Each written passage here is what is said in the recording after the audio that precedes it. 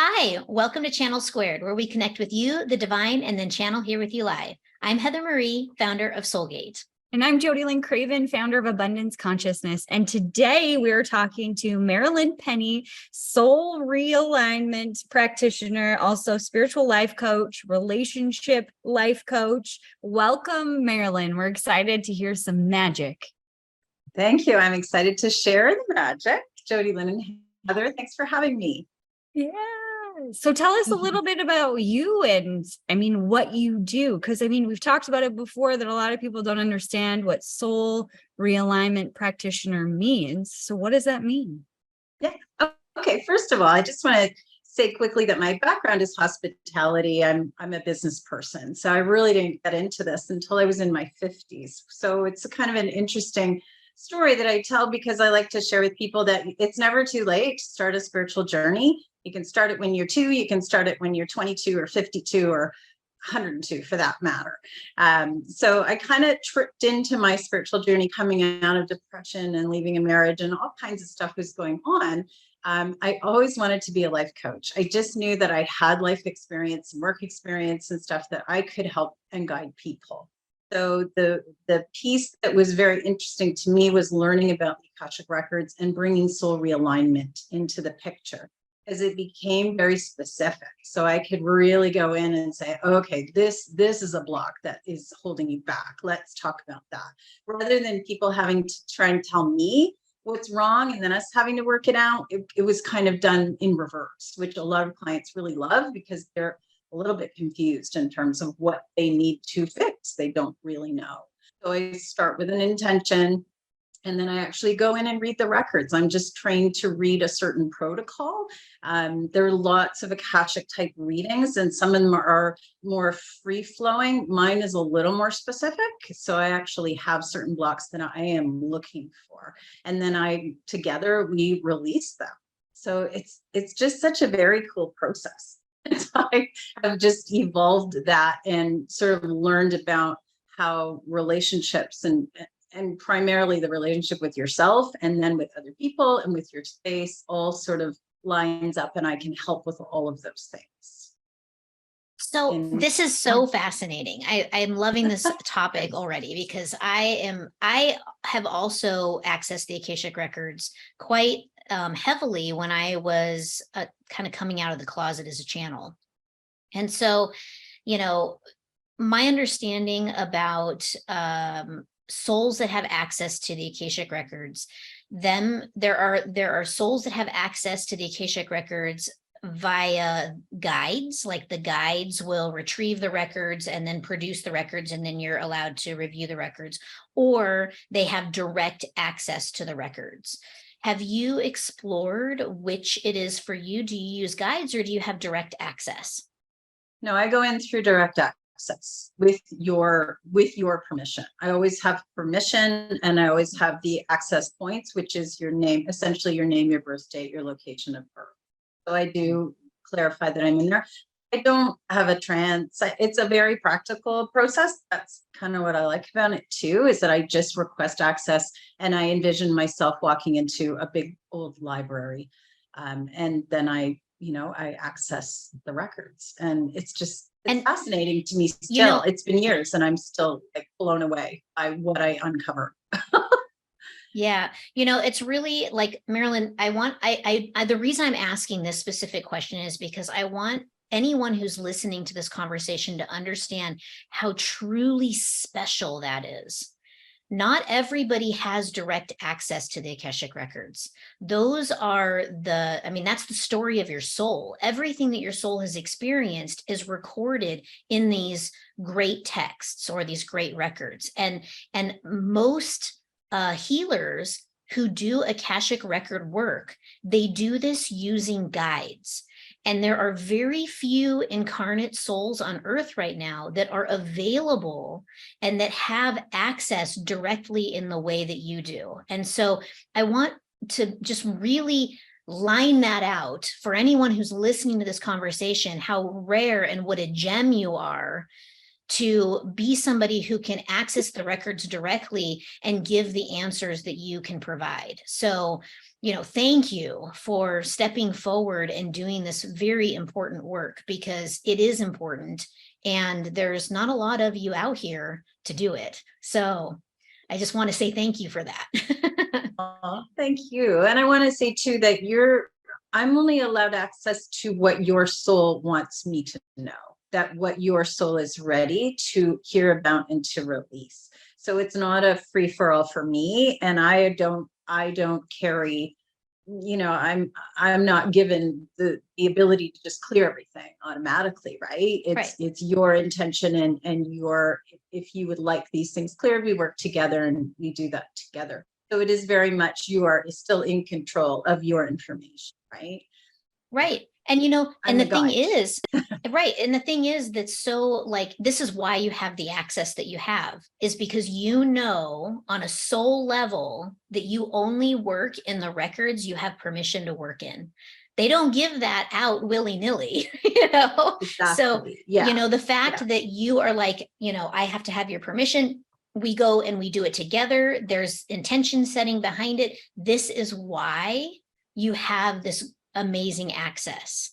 So I think that's so fantastic that, that you're here walking the earth plane and helping souls find their way and helping to release those blocks. Because even, one of the things that I get as a channel is, well, you can just connect up and get your answer. But oftentimes my issue is so close to me that I'm like writer's block, right? I'm sitting there in front of the typewriter going, so, just, the fact that you're here and that you have access to this. It's funny. I was telling Jody when she had her session with you, I'm like, I need to have a session because I know that there's something there that's still blocking me that I just can't see. No matter how hard I work on it, I just can't see it. And so, this is super exciting. So we are definitely a wider view, right? Yeah. Mm-hmm. We're going to have to get your contact stuff for this episode so that everybody can run your door down. Yeah. Great. Ready. Absolutely. Yeah. So Jody, tell us about your session. Give us some, idea of this magical being that we have on today. Well, I'm glad you asked because, like you, Heather, people are like, you have access to, your higher self, the divine, to have fluid, free flowing conversations. Like, how do you not know? And I think it's two parts. One, like you said, it's too close and I don't have that wider view of things. And the second thing that kind of came out of nowhere was I wasn't looking for it. I wasn't looking in that direction. But what was, marvelous to me to see was the stories that you told me, Marilyn. I'm just going to share one of the stories. One of the stories that came through for me was that in one of my past lives, I don't remember which one, I had, I was in love with this man who I decided to marry, who didn't know what he wanted to do with his life. So I was the supporter in that, relationship. And I had made that vow that I would support him. And with it, I made the vow of, I believe it was scarcity. There was chastity and there was another one. I can't remember. Marilyn, if you remember, we can fill in the blanks. Poverty and chastity. And I think it was suffering. Right? Yeah. So there was suffering or sacrifice. I think it was suffering because we talked about how things are harder than they need to be. Yes. You just decided that your soul is going to have a tough time, even though for other people, this thing might seem simple. Right? Yeah. And so the story plays out in Marilyn's mind's eye of what is happening. I was a midwife in that lifetime and he didn't know what he wanted to do. And then I had one baby and the baby would come with me to all my midwifery thingies and I'd deliver babies and the baby would help me, not the baby, but the child would eventually help. And then I got pregnant again with twins. And this is where it really got interesting for me. I got pregnant with twins, and then I didn't trust that my husband would be able to take care of me. And then eventually everybody was mad at me because I was taking time off to be with the babies. And, I was the best midwife, and I did all of these things over and above to try and please people. And so now they were all mad at me because I was taking time off work and we weren't supporting ourselves. So then I decided I'm going back to work. I have to support my family. So I didn't trust him to take care of us, even though he was trying. I went out back to work, and there was one day where there was this fire, and I came home to find my house along with my husband and those 2 babies were gone. And so I left the place where it was. We didn't get into like location details around the world where this was, but I left that place and I became a maid. So I basically punished myself for going back to work. And what blew my mind is I can see threads of this entire story playing out in this lifetime. I, always attracted men who I had to take care of. Things were always harder for me. And then the bizarre or crazy magical thing, I have channeled this several times, and I've had so many people, that have done different healings on me and stuff like that, say that I have 3 babies that are just like circling the wagons. I'll use Marilyn's words that she used in our sessions. They're just right there, ready to come in.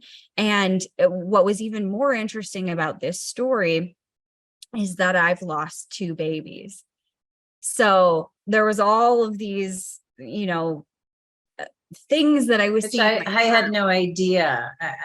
I know that you had spoken about one openly, and I don't know. And I ask about twins. Like sometimes I get very specific because I'll say, okay, you need to know this. You need to know how many kids. You need to know, were they twins? Were they boys and girls? Just interestingly. And when you told me that people have already told you there are 3 babies, I was like,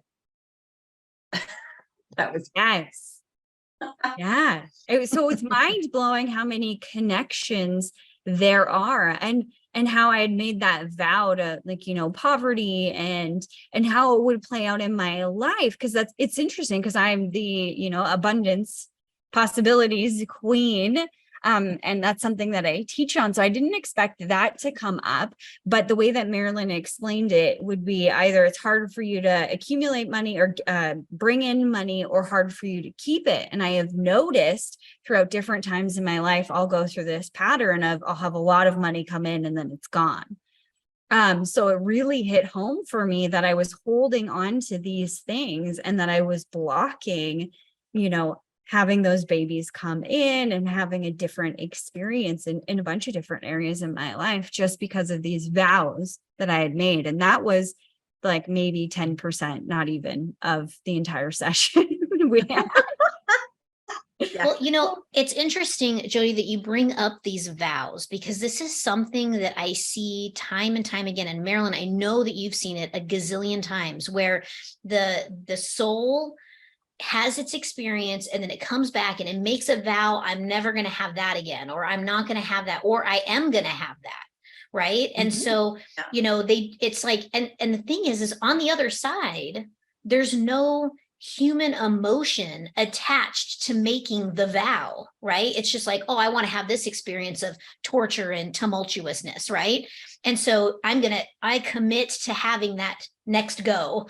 And so, but the soul doesn't even conceptualize the fact that once it incarnates into human form, it's got the human brain and therefore the human emotions that go with being human and all of the wonderful things that go with having this vow that is now being lived out and the emotion that goes into that. And so, like, sometimes, I'll have someone I'm working with that will be like rinse and repeat. It's the same story over and over and over again. I'm like, okay, well, let's look at this. And so we start digging in and we start exploring the fact that, they came in wanting to have a certain experience.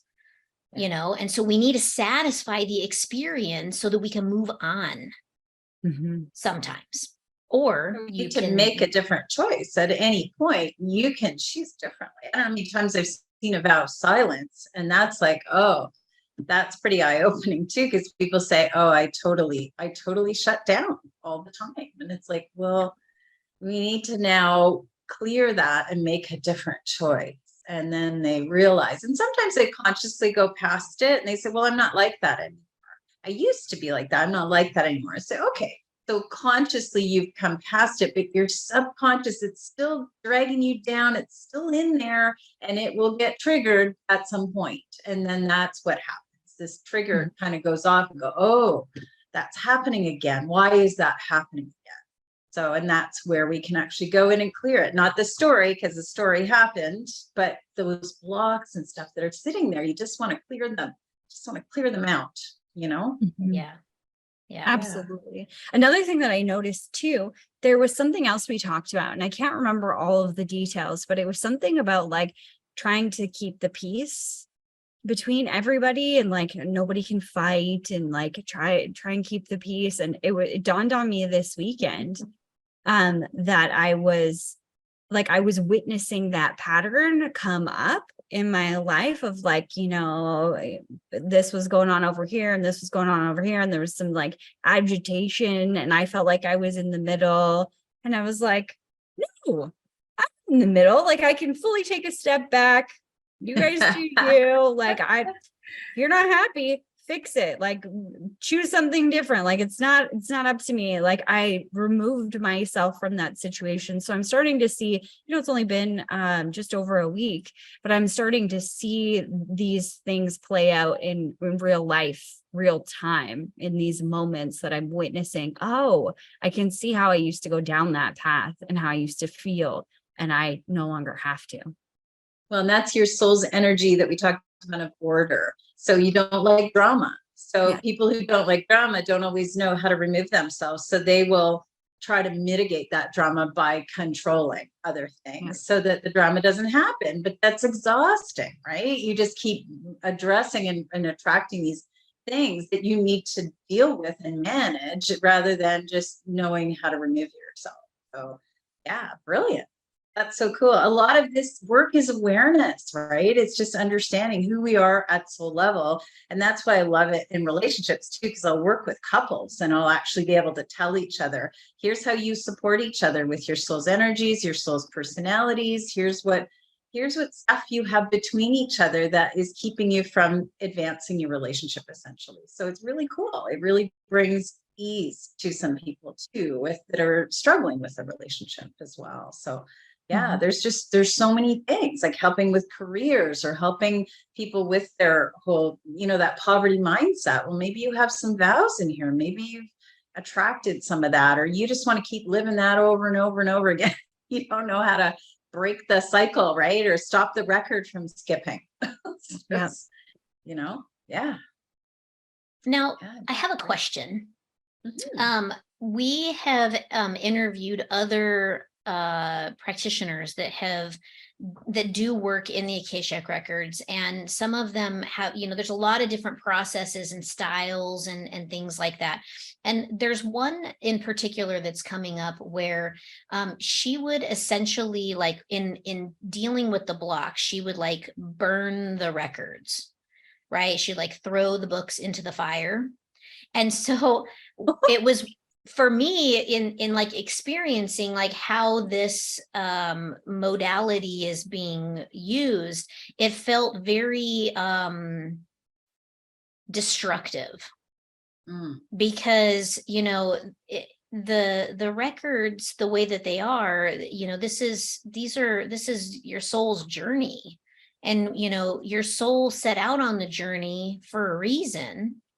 And it wants to experience the things that it's wanting to experience. And so to me, it felt like, you know, this burning of the records, you know, throwing the things in the fire, to me just felt very destructive. And so as somebody who works in the records the way that you do, is this something that's actually destroying the records? Like, what do you think? No, I mean, in my work, the way it's done, and I enjoy the process because it's asking for blocks, and I actually channel past life stories, and then I do a request. It's just you could call it a ritual, but it's essentially a request. And I read through and I say, can you please release, Heather, Jody Lynn, can you please release them from this vow? Can you release them from this? And I just keep repeating those things. And then I would give you homework that you will then read over for 21 days. Please release me from this. What my understanding of the work is we're trying to realign your soul. We're trying to bring you back to where you were, which is before you made all those kind of negative choices and experiences consequences. I mean, we're still going to do that. You're still going to have those situations. The thing is that we want to maintain the stories and the soul memories, but we want to remove those barriers that are causing you to repeat those stories over and over, because you're finished. You've lived out those stories, sometimes for multiple lifetimes. I've had people tell me I can channel 3 or 4 past lifetime stories, and they'll say, oh, I am living all of those in this lifetime. Like I have pulled all of them forward. And it's like, okay, that's enough. That's enough now. Like at some point we just have to say, okay. Yeah. So it's I more like of a that. gentle process. Yeah, it's more of a let's, repeat, and let's convince the subconscious and the ego that we are finished now with this block. I no longer carry this. Now, you have a vow of poverty, Jody. You might have 10 vows of poverty. We don't know, because as we go further and further, if you continue the process, it's like peeling an onion, right? You're going to find maybe there are other instances, but every time makes it lighter. I have a client who says, oh, every time we work together, you lighten my load. My wagon feels lighter. And he's just releasing slowly. And it should be done slowly. I don't think that you should be harsh about this kind of, right? Like any spiritual work should be done in bits. Like, we didn't live it all in, like they say, losing weight, the whole thing. It didn't take you a week to gain it all. It's not going to take you a week to lose it all. Like you need to take it in bits, because sometimes too, people will go to multiple healers at the same time. I have had clients do those, oh, I just came from this thing and now I'm doing your thing. And then I'm going to go to this thing. And I'm like, you're going to have a healing crisis, or you're not going to know what's helping and what's not. So try one thing and go with it for a bit and see if it helps you. And then certainly go try other things.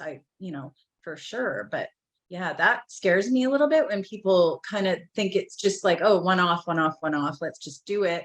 Get it all done. I have 30 days to remove every block I've ever experienced. Like, Oh gosh.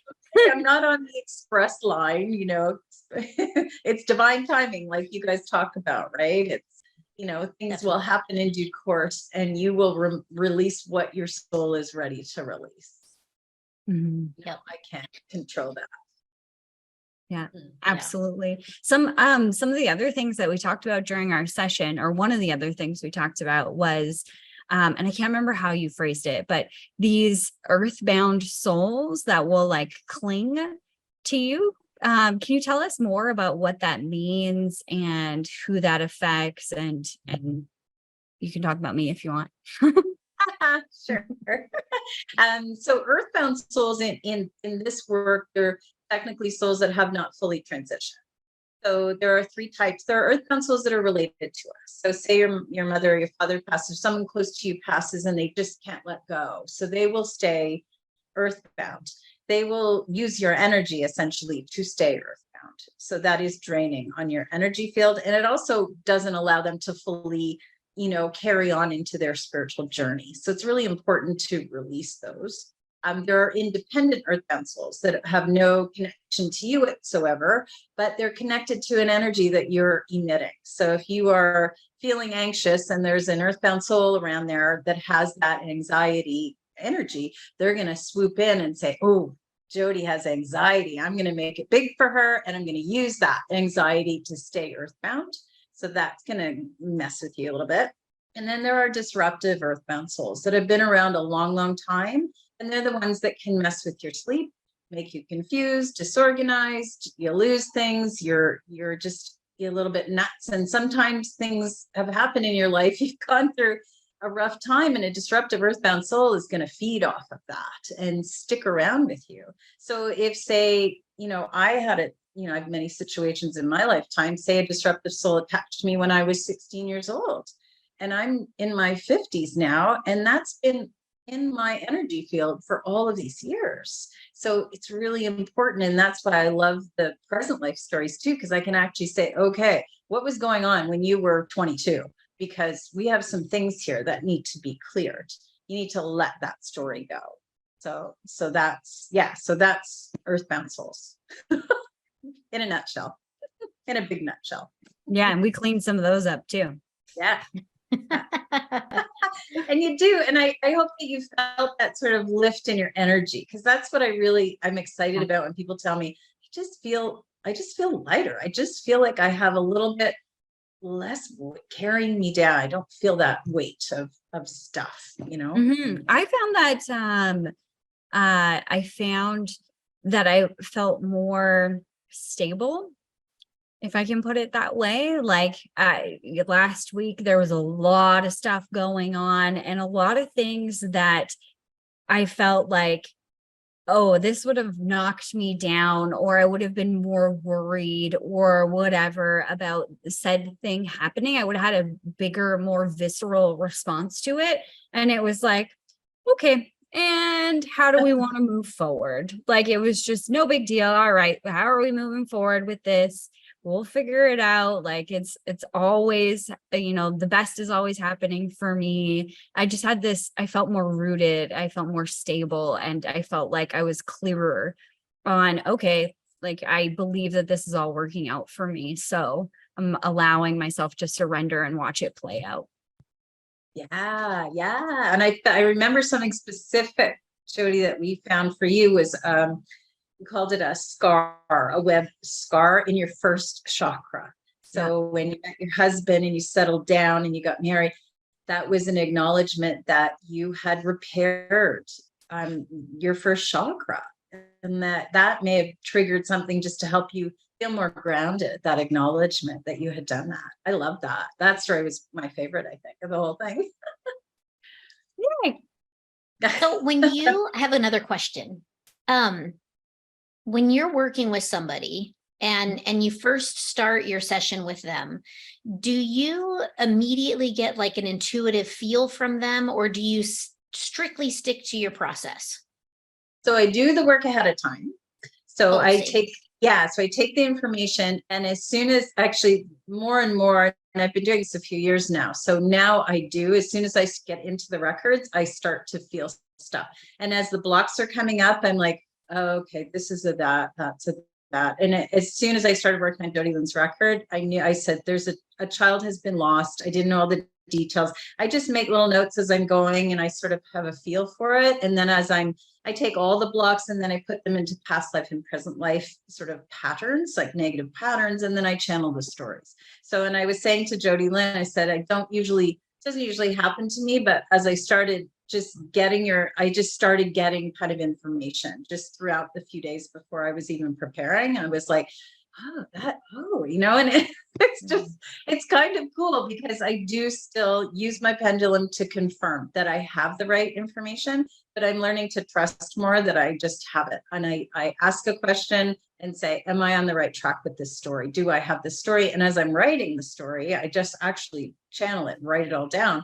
New things will come in, and I just think, oh, this is cool. Oh, I got to add this. So the stories are getting longer and longer, but it's cool. I don't mind. And people seem interested to hear all these neat things. And, and then it's about taking them apart and trying to figure out, like the fire in Jody's story. She said, well, I haven't actually had a fire, but I literally burnt down my previous relationship and situation. So that is very much how that has played out in this lifetime. It isn't always exactly right. I had somebody who had some friends who perished in a car accident, and he's like, no, I don't know. And then we're talking. I said, okay, that's okay. And we get talking. And he said, oh, well, my aunt died.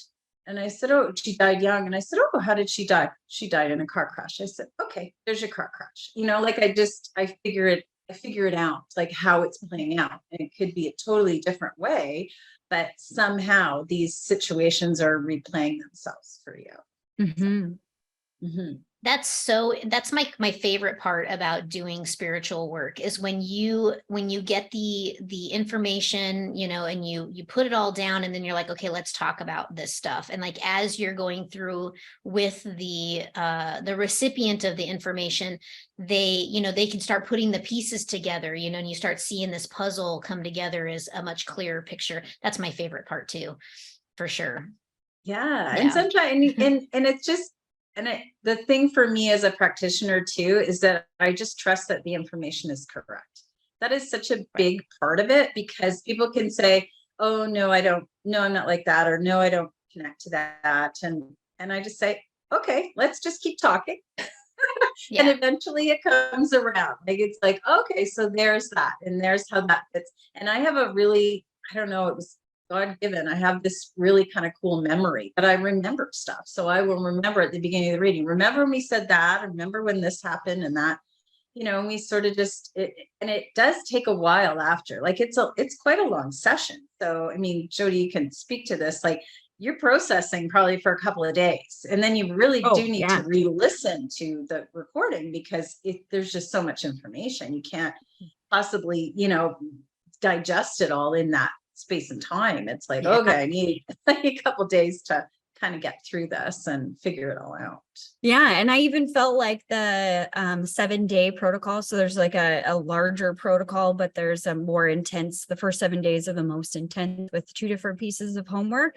I found that as I was doing both of them, I felt like, I don't know, my peripheral vision was like widening. I could see more of the stories of the reality that I was living in and creating and recreating. It was just, I can't even tangibly describe, but it was like this stepping back and seeing more and more as I did the first 7 days. And I anticipate that will continue and to deepen as well. Yeah, that's great. Yeah. And in your case, there's like a 7-day recording protocol if you've experienced soul loss, and the soul loss that you experienced was from losing your family and the fire and the trauma around that. Not everybody has that, or not everybody has that in, like, say, a first reading, because they're not ready for that. Right. Yeah. So it's what you're ready for. And I mean, I'm reading this story that was, pretty traumatic. And Jody Lynn is like, okay, all right. Because sometimes I need to break, when I'm talking to people, say, oh, well, that was a tough story, because some people do get very attached. And I've had people feel very kind of upset about stories that they've been through things and they've repeated them, and they feel, guilty or shame, or they feel bad. And I say, it's okay. You made those choices and those consequences, and now you can make different choices. And it's okay. You haven't done anything wrong. Like, it's really, it's hard for people to accept that, especially like people who are, older. Like, I've worked with people in their 80s and their 70s, and they're like, oh, I've carried this around my whole life. And it's like, it's okay. I started my life over in my 50s. You can start your life over. You can restart anytime. And I feel like my 60s are going to be my best decade. And probably not a lot of people say that. So I'm like, no, it's okay. It's good. A lot of people are hanging it up at my age, but I'm like, nope, I'm just getting started. Oh. Isn't that so sad that people are hanging it up? Like, you're 50, you could potentially have another 50 years of life. And you're just like, oh, it's over. Here they start saying, I'm old, I'm this, I have that, we're going to get this, we're going to, and I say, well, we are if we say we are, but if we just, choose differently and start, you're manifesting, whether it's good or bad, you're always manifesting. So you might as well, why don't we choose to manifest something great? I mean, why not? Definitely. It's funny. We talk about, Jody and I are both actively working on building a family. And, I don't know if you know this about us, but we are literally best friends. And so when we talk about like starting a family, we'll hear people on like, groups and forums and stuff. They'll talk about like, how bummed out they are that they're already, 37 and they're going to be so old, you know, they haven't had any kids yet and whatever. And I'm like, shoot, I'm going to be 45. I'm going to be teaching my kids to drive when I'm 60 and I am here for it. You know, like, you know, who cares how old you are, you know?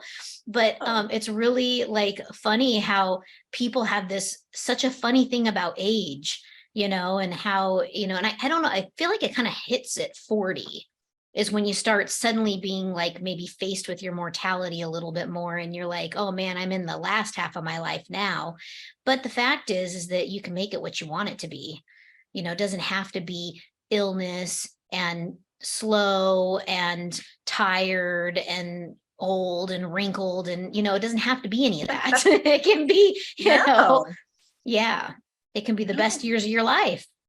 It's exactly. And I think society plays a big role in that. And I remember, Jody, then you were telling us that it was age 28 that kind of hit you. And I think it was 27 for me that I was like, what am I doing? What, you know, what's happening? And, you know, I just didn't really feel like rooted in what, but I just sort of got the wheels going again and just went really, really fast. And then I, you know, I crashed, burned many, many times because I was ignoring everything that I was supposed to be doing. I think I just wasn't making those decisions from a clear mind and a clearer soul. I was just doing what society said to do. So no, I think it's brilliant. A friend of mine had a baby by a surrogate. She had a baby in her 50s and she's Beautiful. over the moon. Her little girl is 6. So we're all a bunch of old hens taking care of this. We're all the little grandmas and moms of this little girl. And it's like we're reliving it all again. It's really fun. So yeah, it's a whole new world. Anything goes. Yeah. So I love that. I think that's great. And that's who you need to stick with, you know, like shoo the naysayers away. And, you know, and I've talked to young people who are like, oh, you know, I'm 25, it's over. And I'm like, really? You know, come What a on. long time to go. Yeah, buckle up because That's right. you got stuff to do and it's okay. And it, you know, and I love doing soul clearing for younger people because then, you know, because they are kind of stuck, and mostly I find it's that life purpose thing. They really feel like they don't know what their gifts are. And because we really don't nurture that in our young people, I think we're getting better at it. I think generations from now, I think that will be a primary thing in school. We're going to teach you what your gifts are. We're going to try and harness your passion, because a lot of kids just do what's expected and then they end up with a degree in something they don't really want to do. So that's been really doing that. That is by far the number one question that I get asked as a channel is, why am I here? What is my purpose? And it's just so much confusion and everybody's just lost. And, you know, why am I here? You know, what did I come here for? And, you know, and you're right. I'm seeing it more and more prevalent in the younger population. I had a gal who she was, I don't know, 23 years old, and she just finished school and she was like, I don't even want to do what my degree is in. And, you know, I just don't. And, you know, she just didn't know anything about anything and had no passion or drive for anything. And so, you know, this was a kind of a work in progress to work through some of these things. And I think that, you know, the programming that we have placed on our youth it's not doing them any good, really. You know, I mean, do they need to read and write? Yeah, absolutely. You know, do they need to do math? Absolutely. But they also need to be in touch with like who they are, you know, what are they about? And I just feel so much that, you know, the kids have just been steered into this, you know, you need to do these things and you need to be a good little soldier or worker or whatever it is that we're grooming them to be in that particular generation, you know, as opposed to, you know, like what actually lights their soul on fire and gets them real excited. Because if everybody did what they love to do and everybody lived and did their passion, think of the world we would live in. It would be outstanding. you There would know, be no more everybody. road rage. Yeah, totally. I mean, it would just be a world of love and everybody would just be loving everything about it. You know, I mean, I don't know. That gets me excited. I think Yeah. about that and I'm like, yes. Me too. And I think it's because we've always worked so fast and the young people that got hit, and my daughter was 25 when COVID hit, 24, 25. So it was like, go, go, go, go, go, work hard, work fast, you know, chase dreams, whatever you're doing. And then they all got stopped. And then we all got stopped, right? But the young people were like, I was just getting started and I was just going really fast. And then they kind of started rethinking. And I think it was a whole like, wait a second, I don't want to kill myself. I don't want to work that hard. I don't want to, this is really what I want to do. A lot of people shifted gears and what they were doing. And that's why I think you're finding a lot of that. Why am I here? Because we were told to stop and really think about this. I felt badly for the people who didn't stop or who got frustrated during that time and said, no, I want things back to normal. I want to go back to essentially being asleep, because I know that I was asleep for many years working. I was a cog in the wheel and that's all I did. And I defined myself by my job, my title. And then when I didn't have that anymore, I just sank. And so many people are doing that. And a lot of like, particularly women I see in my age group who kids have gone off to school, their purpose is gone. Their purpose was wife, mother, caregiver, you know, take care of everything and everybody.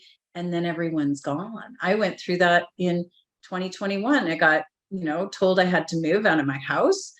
My dad passed away suddenly, and then our dog died suddenly. And my daughter subsequently moved to Korea a few months later to live there.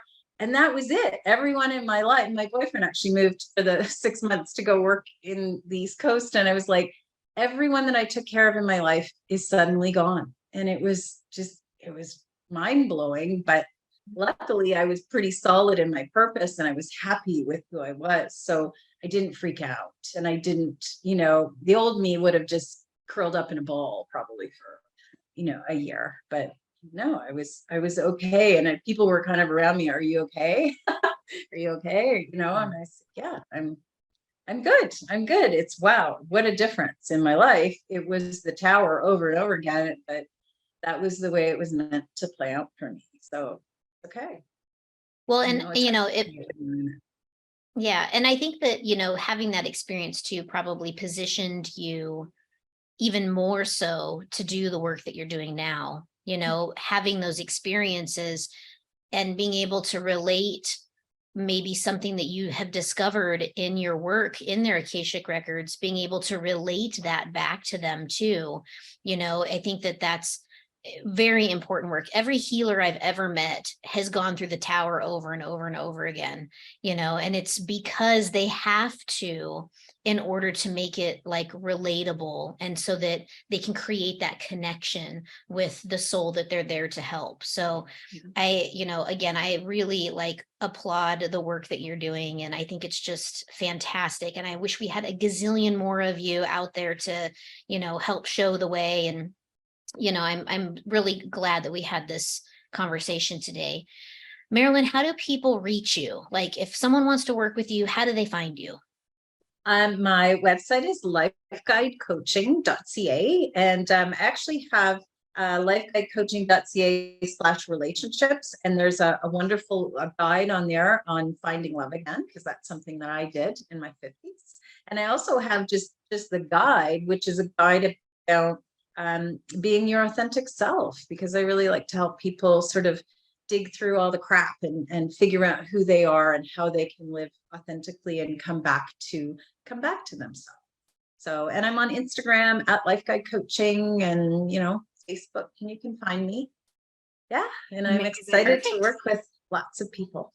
Yeah, well, we'll definitely put the links in the show notes and in the description so people can easily click it and find you and book a session right away to start clearing out that stuff so they can make space for a new, right? Fantastic. Amazing. That's great. Well, this is such a beautiful conversation. Like Heather said, thank you for what you do and the light that you bring to the world, because it's important. now, more now than ever before. People need you. So thank you for what you're doing. And for everybody watching, thank you for watching and participating in this conversation. We will be back next week. So have a great day, everyone. Bye.